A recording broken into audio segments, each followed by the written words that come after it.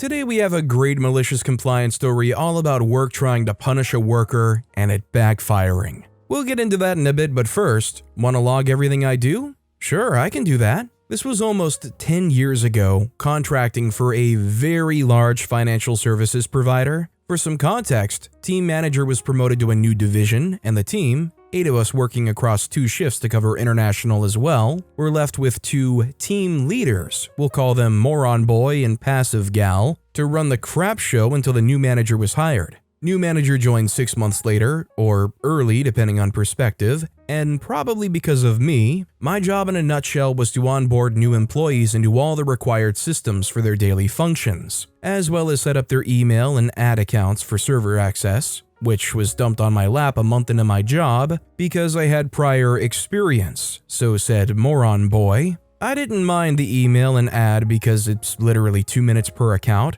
and didn't affect my central function by more than 20 minutes a day. It'll make sense soon. And audits were 30 minutes a week. This all happened from a centrally shared mailbox. It's requests, so you can't determine how busy you are. On to the fun. Almost before the door hit the manager on the way out, Moron Boy and Passive Gal call us into a meeting room and states that we must do no less than 10 requests a day, all to be logged on their call logging system. And here's the contract amendments we must sign or be fired. Being a contractor, you'd think I would shut the heck up, but nope, I just can't do being kicked in the balls. So I piped up, I don't see how it's possible to guarantee 80 requests a day minimum for every team member. Why not scalar the ticket count and see who did what? His face turned a deeper color and he shouts at me to mind my own business. I don't know what I'm talking about. Cue my malicious compliance, which included calling my contract house manager, Sassy and Fun Gal, explained what was happening, and after she could breathe again from laughing so hard, she told me not to get her fired. I head back to my desk knowing full well audits are about to start in a week, and I get multiple requests to make amendments on accounts to test Active Directory security. And lo, here it begins. I got an email 2 days later to prep for a massive test. I'm tasked to amend nearly 6,000 accounts with new settings, and then change them back on request with minimal impact to the users during working hours, so I needed to do this quickly. Now, any tech worth his measure out there will know almost anything is scriptable. I set it all up, called my mate at service desk, and here's the funny thing, he also has a script to log multiple tickets. I roll on D-Day. I take the auditor's call at 8 a.m. to make the change. I send the email to my S-Desk mate, and he logs the ticket in a record 30 seconds. My mailbox booms with 6,000 open tickets. I run my script, and 90 seconds later, bam, job done. I carried on with my core function. 3 hours later, auditor called me to revert. I ran my second script, everything back to normal, called my mate to close the tickets, and a minute later, my mailbox frazzled for a bit, getting 6,000 closure tickets. It's at this point I smile, sit back, and start browsing all my meme sites. Yes, joys of AD control. I gave myself unrestricted internet access, a nice perk. Anywho, in less than an hour, Passive Gal comes to me to ask what's happening. I simply state that the contract amendment they forced on us clearly means I don't have to work for 200 days. So I'll be sitting here enjoying my time off, or I can do it from home. Either way, I'm ahead of the curve. She walks away and Moron Boy storms over demanding I get back to work. I repeat what I said to Passive Gal. He spluttered for a while and he huffs off. True to my word, I sat at my desk doing nothing. But sadly, it didn't last 2 days before the head of the department called me in. After an initially aggressive start to the meeting on his part, I got to explain the sitch. I wasn't even to the good part, and he drops his head into his palm, calmly listens to the story, asks me for a copy of the amendment, and thanks me for the time. 2 hours later, he calls me back and asks me, with Sassy and Funny Gal in the room, what it would take to get me back to work. I decide to keep it simple, formally retract the stupid amendment, and pay me out for the time spent on the audit, which is 600 days, as per the contract amendment. He blowfished for a few seconds, agreed, and I left for the day. Wake up the next morning to a huge jump in my bank account with an email confirming I'll be back in the office. Please? I am a man of my word. I was back at my desk working as usual, and for some reason, Moron boy and passive gal never came near me again, even when I shifted to another department. At that point, OP is so toxic to moron boy and passive gal, they don't want to risk their jobs any further. They already got burnt and learned their lessons so badly, even in another department. Stay away. OP is out here being Megamind playing 4D chess. Also, hi, I'm Steven, and if you guys enjoy awesome stories of malicious compliance, why not hit those like and subscribe buttons down below? That said, our next story is, you want lesson plans? You asked for it. Once upon a time in the quaint town of Academia, a new middle school assistant principal was placed at our school. One day, trying to impress the school principal, our assistant, Mr. Sternsworth, as we'll call him, decided to crack down on the teacher's lesson planning process. Mr. Sternsworth, a stern man with a penchant for punctuality, issued a decree that all teachers must submit their lessons plans, detailed, on the form he provided. That took way longer due to formatting and other demands, and wanted them promptly every Monday at 8 a.m. for the upcoming week. The teachers grumbled and complained as this takes a lot of time we could be prepping for the lesson, but we had little choice but to comply with the Sternworth's wishes. I, however, saw an opportunity for a little mischief. Determined to make a point, I not only submitted the lesson plans diligently every Monday at the specified time, but took it a step further. Along with each lesson plan, I attached a friendly email, politely requesting feedback on the plans and any suggestions for improvement. Dear Mr. Sternsworth, I hope this email finds you well. Attached are my lesson plans for the upcoming week. I would greatly appreciate any feedback or suggestions you might have. Thank you for your time. Sincerely, OP. At first, Mr. Sternsworth was pleased to see such diligence from me. However, as the weeks went by, the inbox of the assistant principal began to overflow with my meticulously detailed lesson plans and polite follow-up emails. It seemed that every lesson plan submission was accompanied by a prompt for feedback. At first, Mr. Sternsworth tried to keep up.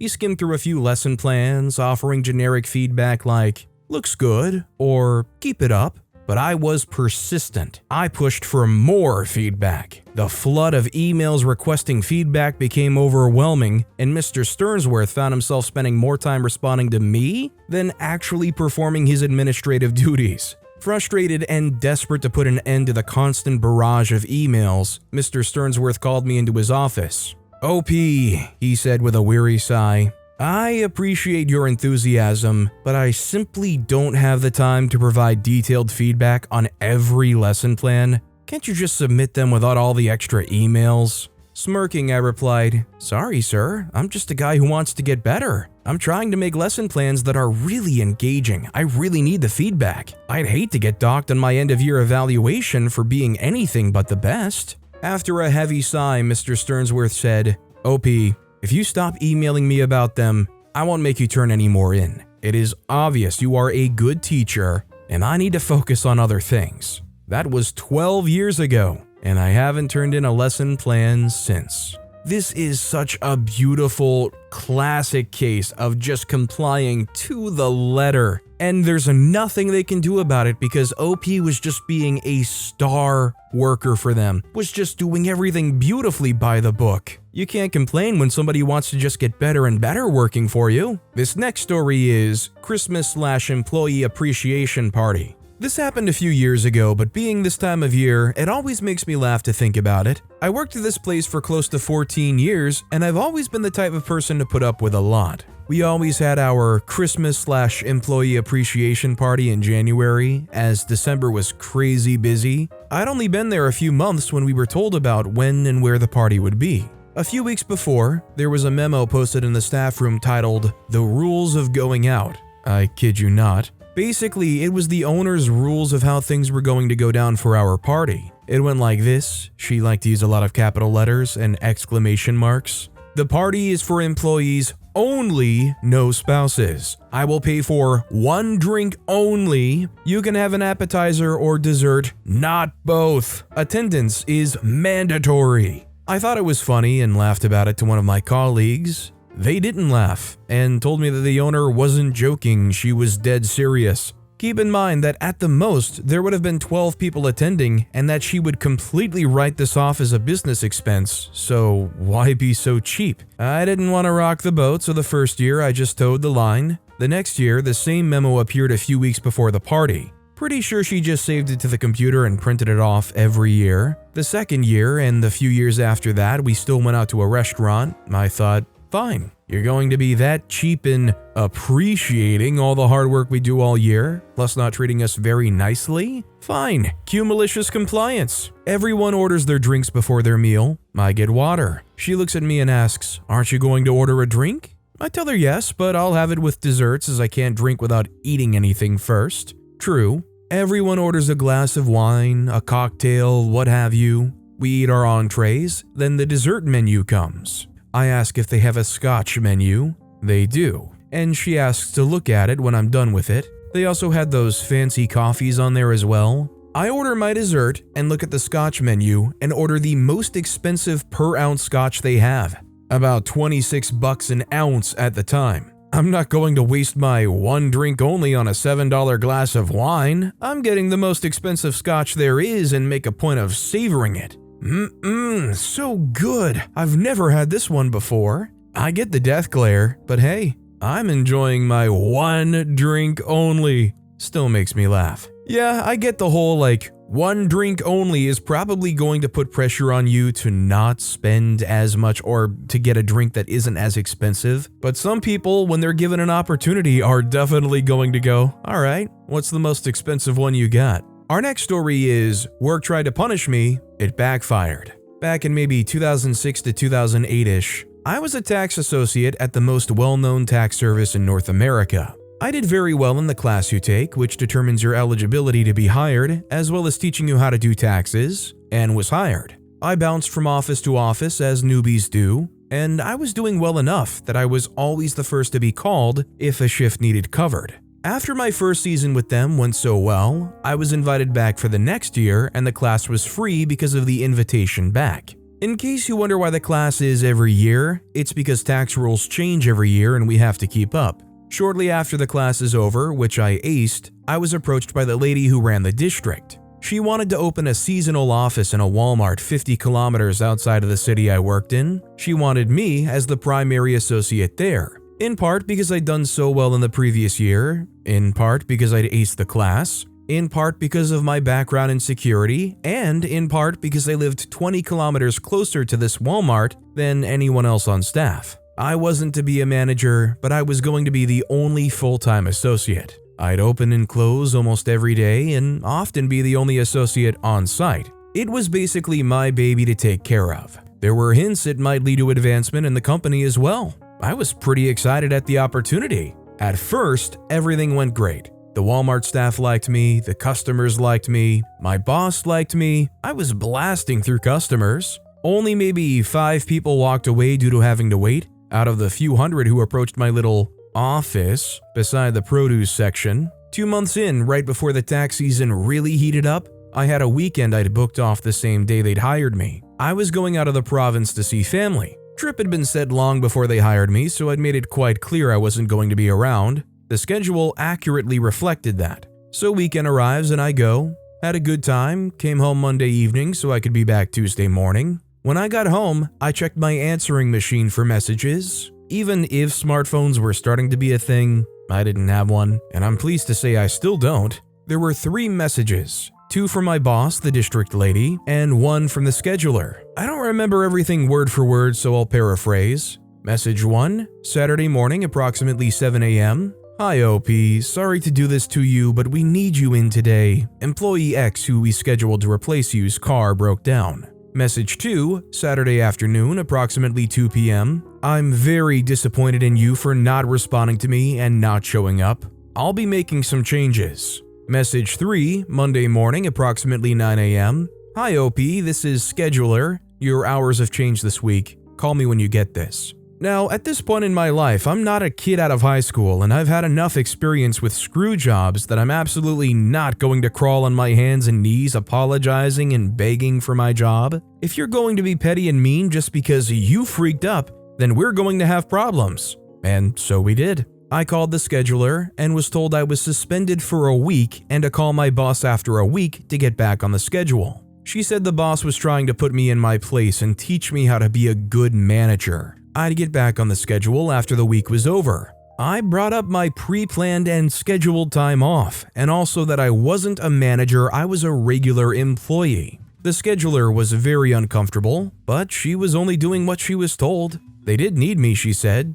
Just call boss in a week. I said sure, and then didn't. I was furious, and I wasn't the one who was going to be put in her place. I called a few of the customers who I had been working with and explained I was no longer working there, and they chose to keep me as their tax gal regardless. It really wasn't intended as revenge, even though it sounds that way. The company wasn't going to make more than it cost to have someone do their taxes anyway. This was purely a customer relationship thing. I like to finish what I start. The real revenge was accepting my suspension. The entire week I was suspended, I made sure to stop in at the Walmart to see if I knew who they scheduled for my shift, and if we were friendly, then help them out with the quirks of this location. But there was never anyone there. I confirmed with the Walmart staff. All week they had no one working there, paying Walmart to rent space and getting nothing but a bad reputation for it because the heavily advertised new location had 0 employees. It remained that way for the rest of the season, 2 months. The boss never called me and I never called her. Pride. I have no idea how it impacted her professionally. I stayed far away from taxes ever since. I got another job before my suspension was over and never looked back. Yeah, you get bullied working for a place like Walmart. It's definitely not the place where you stand down and just take it. You can and will do better in your life than Walmart. Don't let them push you around like that. But with that being said, that's all the time we have for today. Now, if you want to hear another awesome malicious compliance story, check out that video on the left. Or if you missed my latest video, check out that video on the right. That said, I'll see you all next time with some more stories.